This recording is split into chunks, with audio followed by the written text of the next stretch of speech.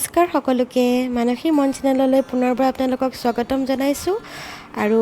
আজি মই আপোনালোকলৈ এটা খুব টেষ্টি পিটিকা লৈ আহিছোঁ আৰু থাম্বনেল দেখি গম পাইছেই এটো কিহৰ পিটিকা গতিকে আহকচোন ৰেচিপিটোৰ মাজলৈ যাওঁ আৰু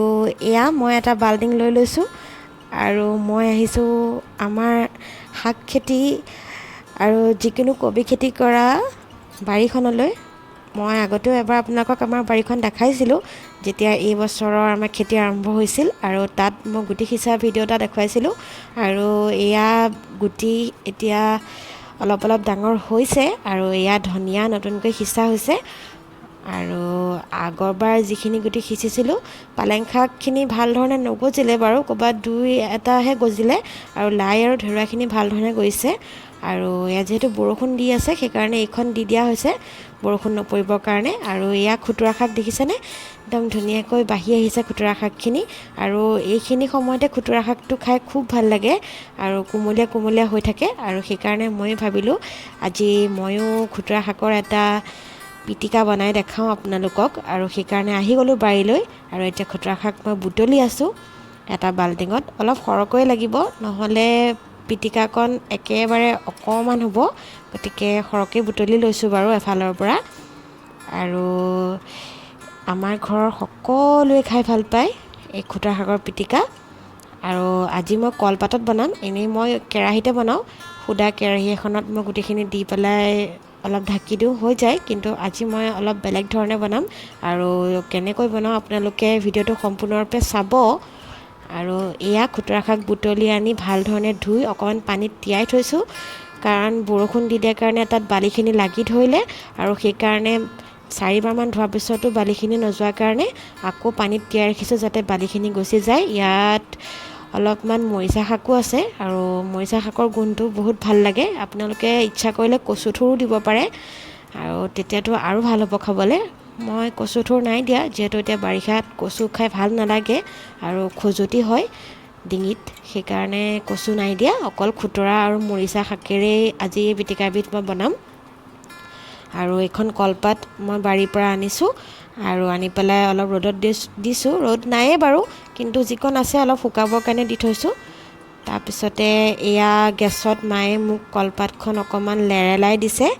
আৰু আপোনালোকে জুইটো এইটো কাম কৰিব পাৰে কিন্তু যিহেতু জুই এতিয়া ধৰা হোৱা নাই সেইকাৰণে গেছতে দি লৈছোঁ এইটো প্ৰথম ষ্টেপ হয় আপোনালোকে কলপাতখন এনেধৰণে ইয়াত দেখুওৱা নিচিনাকৈ জুই ভাপত লেৰেলাই ল'ব আৰু এই সেউজীয়া হৈ গৈছে যে তাৰমানে কলপাতখন পূৰা হৈ গৈছে তাৰপিছতে এনেধৰণে লেৰেলাই ল'লে খুব ভাল লাগে আৰু কলপাতখন বান্ধিবৰ কাৰণে একদম সুন্দৰ হৈ যায় আৰু এয়া পিঁয়াজ মই এটা পিঁয়াজ লৈছোঁ মিহিকৈ কাটি লৈছোঁ আৰু 5 ফুটা নহৰু লৈছোঁ আৰু 2টা পকা জলকীয়া লৈছোঁ আপোনালোকে নিজৰ ইচ্ছা অনুসৰি জ্বলাটো দিব পাৰে কেঁচা জলকীয়াও দিব পাৰে আৰু নহৰু যিহেতু ফুটাকেইটা ডাঙৰ সেইকাৰণে মই 5 ফুটাহে লৈছোঁ আৰু এইখিনি মই শাক ভাল ধৰণে পানীটো গুচাবৰ কাৰণে চৰিয়া এটাত দি থৈছোঁ আৰু এতিয়া কলপাতখনত মই মেৰিয়াই ল'ম আপোনালোকে কাটিও ল'ব পাৰে মই এনেধৰণে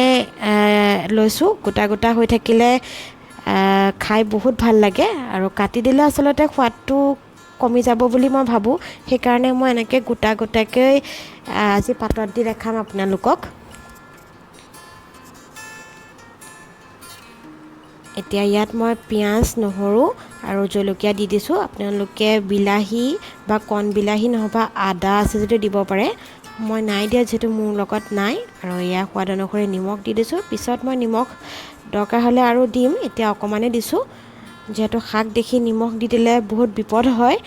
পিছত শাক কমি যায় নিমখ বেছি হৈ যায় সেইকাৰণে আপোনালোকে এইটো কথা মন কৰিব আৰু ইয়াত দেখুৱাৰ ধৰণে এনেধৰণে আপোনালোকে কলপাতখন প্ৰথমতে মেৰাই ল'ব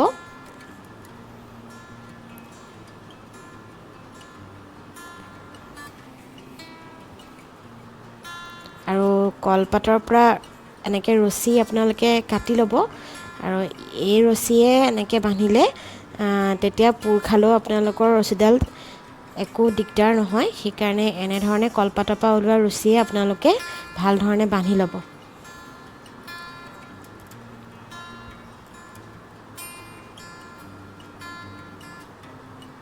আৰু বহুত টাইটকৈ বান্ধিব আৰু কলপাতখন পুৰি যাব যেতিয়া তাৰ গোন্ধটো যেতিয়া এই পিটিকাটোত সোমাই যাব তেতিয়া মানে কি ক'ম আৰু বহুতেই ভাল লাগে খাই আৰু সেই গোন্ধটোতে আপুনি গোটেই ভাতকেইটা সানি খাই দিব পাৰিব হয়নে নহয় বাৰু আপোনালোকে ঘৰত বনাই চাই মোক মেছেজ দিবচোন কমেণ্ট বক্সত আৰু এইখিনিলৈকে যদি মোৰ ভিডিঅ'টো চাই ভাল লাগিছে তেতিয়াহ'লে লাইক কৰিব শ্বেয়াৰ কৰিব আৰু নতুন যিসকল মানুহ আহিছে মোৰ এই চেনেলটো চাইছে তেওঁলোকে ছাবস্ক্ৰাইব কৰিব আৰু কাষতে থকা বেল আইকনটো দবাই দিব যাতে আগলৈ মই যিকোনো ভিডিঅ' দিলে আপোনালোকে পোনপ্ৰথমে মোৰ ভিডিঅ'খিনি চাব পাৰে আৰু এয়া মোৰ বান্ধি হৈ গৈছে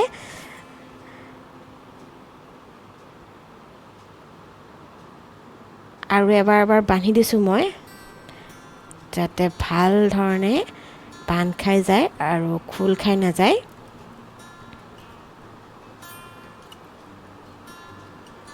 সেইকাৰণে দুবাৰ গাঁঠি দি দিছোঁ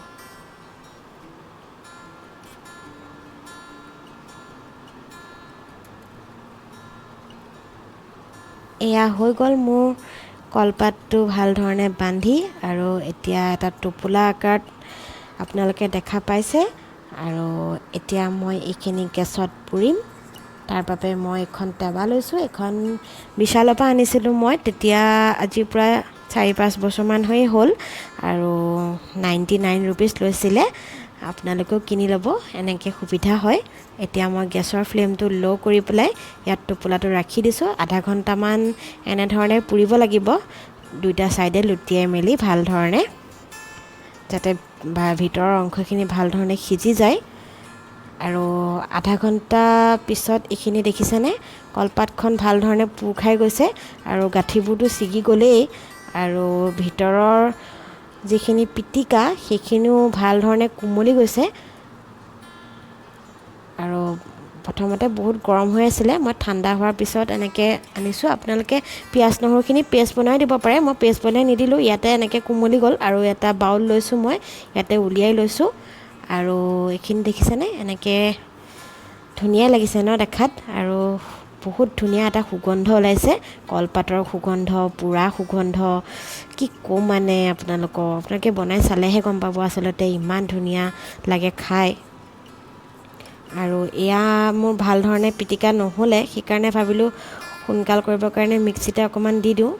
আৰু এয়া মিক্সিত দি দিলোঁ এতিয়া পেষ্ট হৈ গ'ল আপোনালোকে হাতেৰেও পিটিকি ল'ব পাৰে আৰু এতিয়া মই ইয়াত অলপ কেঁচা মিঠাতেল দি দিছোঁ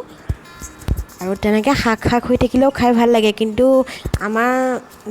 যিহেতু মানে এনেকৈ বতৰটো আজি ঠাণ্ডা আৰু শাক খালে আকৌ গেছো হৈ যাব পাৰে সেইকাৰণে মই ভাবিলোঁ এনেকৈ পেষ্ট বনাই দিওঁ তেতিয়া খাবলৈ আৰু ভাল হ'ব আৰু অকণমান নেমু ৰস ইয়াত দি দিছোঁ মই আৰু কেঁচা মিঠাতেলটো দিলোঁৱেই আৰু নিমখ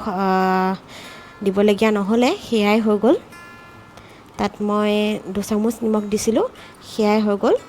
আৰু শেষত মই 2টা জলকীয়া দি পেলাই আপোনালোকক গাৰ্নিচিং কৰি দেখাইছোঁ আৰু আপোনালোকে যদি মোৰ ভিডিঅ'টো চাই ভাল পালে তেন্তে লাইক কৰিব শ্বেয়াৰ কৰিব আৰু আপোনালোকৰ ধুনীয়া কমেণ্টবিলাক দিব আৰু আকৌ কৈছোঁ যিসকল নতুন ভিউৱাৰ্ছ তেওঁলোকে মোৰ চেনেলটো ছাবস্ক্ৰাইব কৰিব আৰু কাষতে থকা বেল আইকনটো দবাই দিব